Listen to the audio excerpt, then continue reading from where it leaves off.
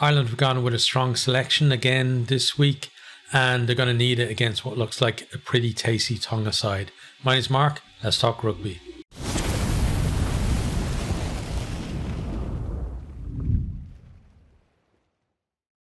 Ireland v Tonga. It's at the Stade de la Beaujour in Nantes. It's on Saturday, the 16th of September. Kickoff is 8 p.m. BST. This is world number 1 versus world number 15. But geez, that Tonga side look better than ranked 15 in the world, if I'm honest. But let's have a closer look at the two teams. So we start with Ireland. So fullback, you got Hugo Keenan. Now, good to see him there, like just absolutely solid under the high ball, and great coming into the line as well. Wingers, we've gone first choice here as well. We got Mac Hansen and James Lowe. Hansen originally out of the squad for the opening game against Romania, but then got drafted in because Henshaw had a bit of a knock or something. But good to see him starting there. And James Lowe on that left wing, he just gives us so many options with that massive boot of his, and the fact that he's pretty accurate with it as well helps. Centres then, Ringrose and Aki. Aki, I thought, had one of his best games in Ireland shirt last week. Hopefully he can back it up in this one. We're going to need his physicality, but hopefully it's not going to be, it's not going to be one of these where he gets a little bit over physical and ends up, getting a red card or something like that. So fingers crossed we don't get any red cards in this one. Ringrose, going to be nice to see how he goes against this side as well. It's going to be physical, but Gary Ringrose also has that stepping ability and just that kind of, he has that kind of deceptive speed as well. So hoping to see him doing well in this one. Halfbacks then we got, it's a trip back in time always. We got Sexton and Murray together. Those two used to be just the nailed on starting 9-10 for Ireland for so long. Sexton still there. Murray, he's reinvented himself, and because he dropped way down the pecking order, and it looks like his Ireland career was going to end with him just not being selected.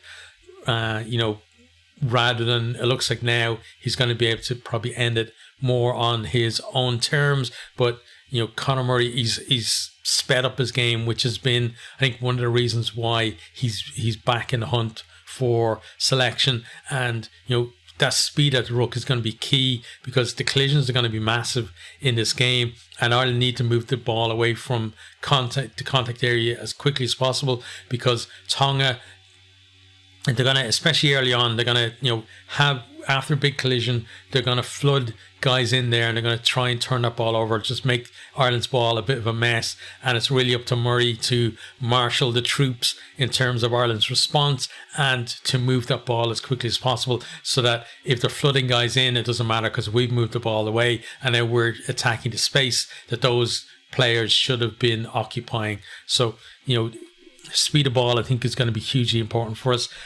The front row then, you got Porter, Kelleher and Furlong. It's as strong as we can go at the moment with no Sheehan available. Porter and Furlong looked so much better against Romania.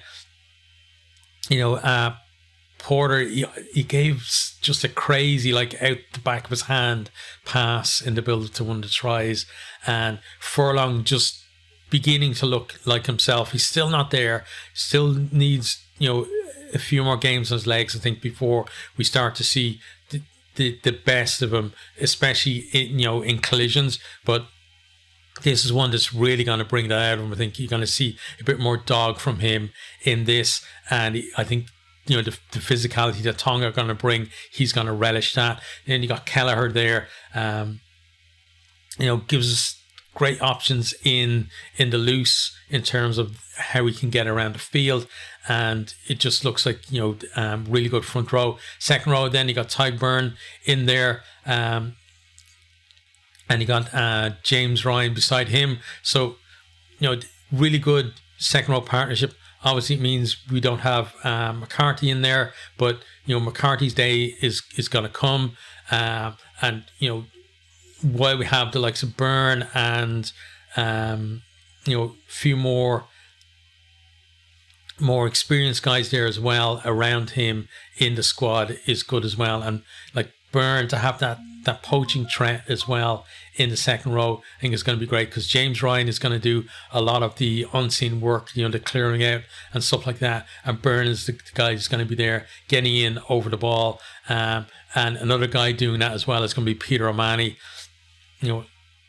Peter O'Mahony, you could say, okay, we could have McCarthy in the second row and then Byrne there at 6, but O'Mahony just gives you that extra jumper in the line out. He's the guy just will run through brick walls for his team, and everybody knows that around him. He even when he's not captain, he's still like a leader in the pack and in the squad.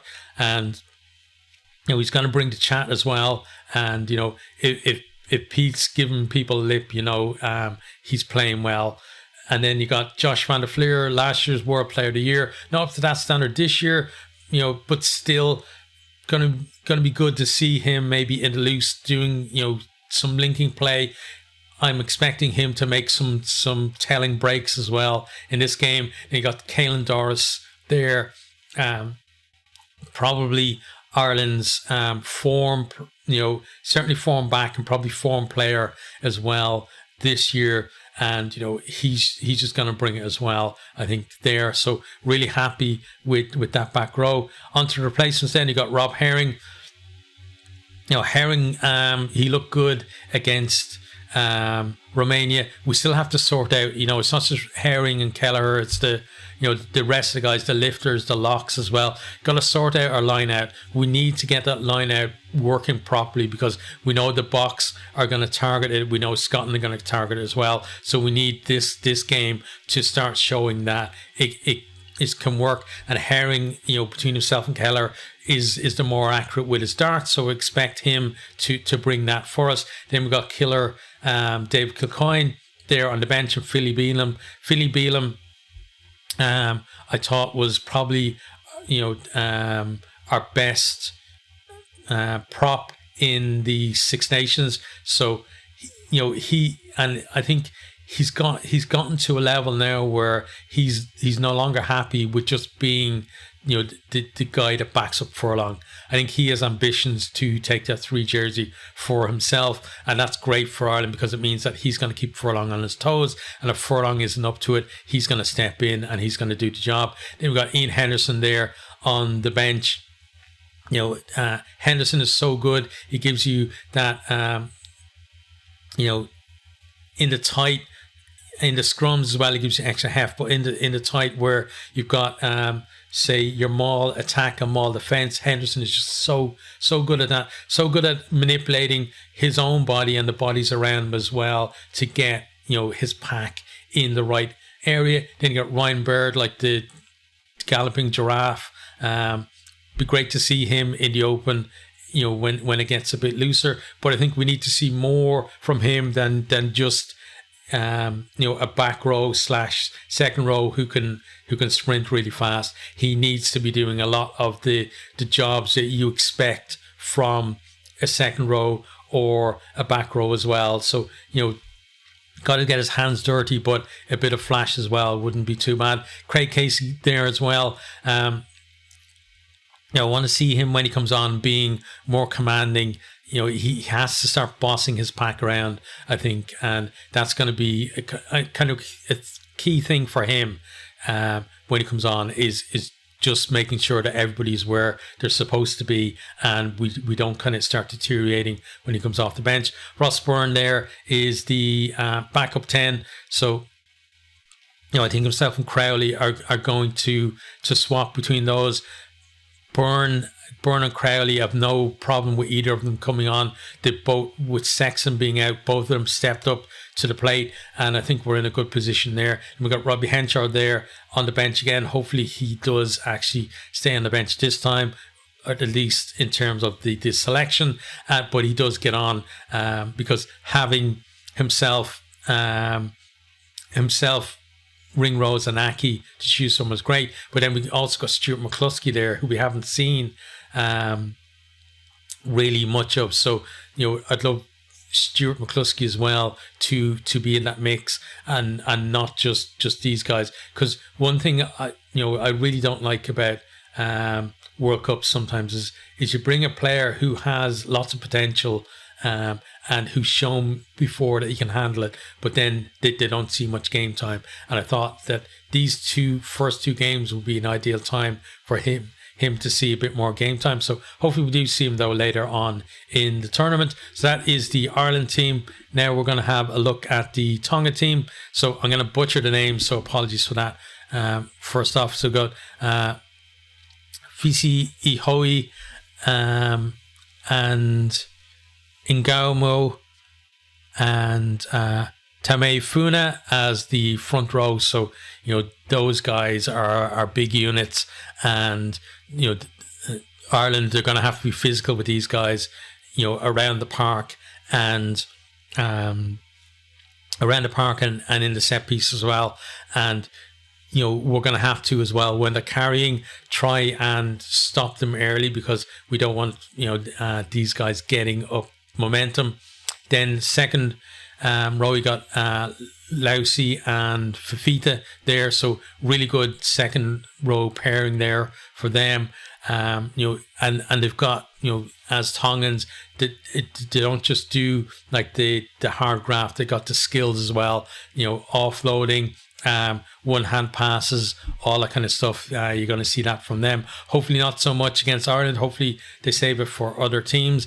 And then we have in the back row, then we've got Halei Fanui, Talitui and Fafita, Vai Fafita this time. So, again,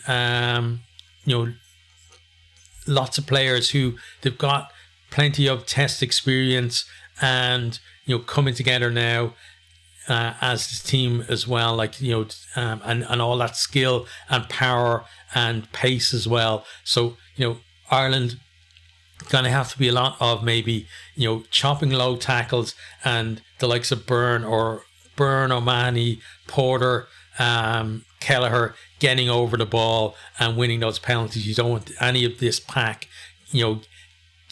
in open space and being able to get a run up on you, because it's going to take too many of us to take them down. That's going to open up space elsewhere. So we got to be quick off the line, I think, and we got to be decisive in our tackles as well. We got to cut low, and then we got to cover offloads, because we know the offloads are going to come.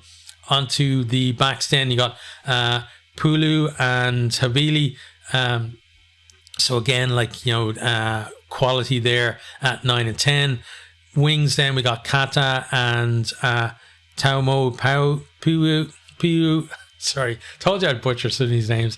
But again, two players who know their way to the try line, and again, you don't want to be one-on-one with those guys trying to tackle them into touch, because they've got the ability to run over you, and they've also got the ability to ride your tackle and just pop the ball up to someone else to go over and score.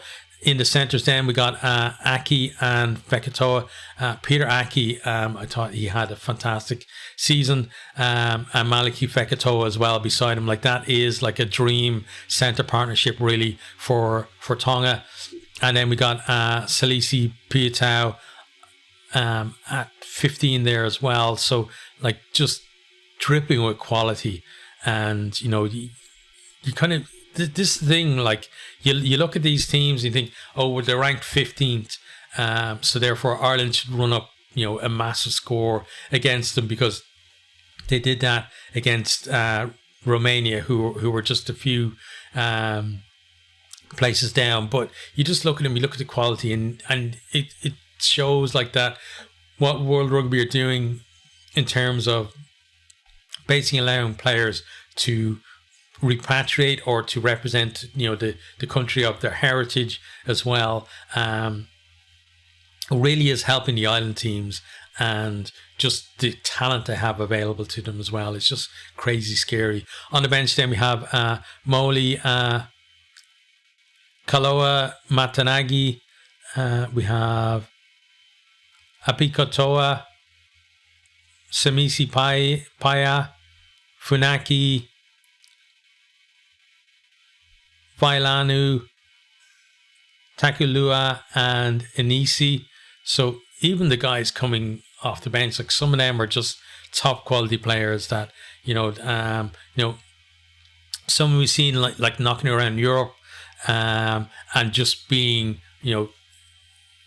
great players for their clubs or their province, and also, they have that ability as well to connect with the fans and with their community as well, which I think is a great thing about, Tongan rugby, is that there's a big community element to it. And these guys, I think they're going to do their country and their communities proud as well in this World Cup. But I just hope that it's not at the expense of Ireland. How do I see this game going? So, I'm very glad that Ireland have gone strong for this. I was thinking that we should maybe go with some of our wider squad players, but having seen that Tonga team, I just think that no, we've got to go strong. We've got, to win that initial battle, because it is going to be an initial battle. It's going to be very physical. It's going to be, massive collisions. It's going to be at a high pace as well. We've got to match their pace. We've got to match them physically as well, and kind of, win the right really to go on and win the game, if you like. And so that kind of opening 20-30 minutes is going to be hugely important in terms of Ireland's performance. But then I think if we can do that, after that, we are going to start pull away in the second half. It's not just going to be a fitness thing. I think it's going to be a case that, talked about Tonga being a quality team, but, in Ireland, we don't like to crow too much about our own team, but we do have a quality team too. And we have quality replacements coming on as well. And I think with that, we're once we find our way to the try line a couple of times and we build a bit of a lead, and we're not worried about whether we're going to get upset or not. Once you reach that point, then we can kick on. And so I think Ireland, it's going to be tough. It's going to be a real examination. I think for our front row, it's going to be an excellent game for them to get them set for what they're going to face against the Springboks, and for most of the team as well. We may be battered and bruised at the end of this. We may have some injuries, but I think as a team overall, we're going to be in a better place. And I'm tipping Ireland to win this one, but Tonga to entertain us with some crazy offloads, some crazy tries as well, and maybe even giving Ireland a bit of a scare. But Ireland to come through in the end.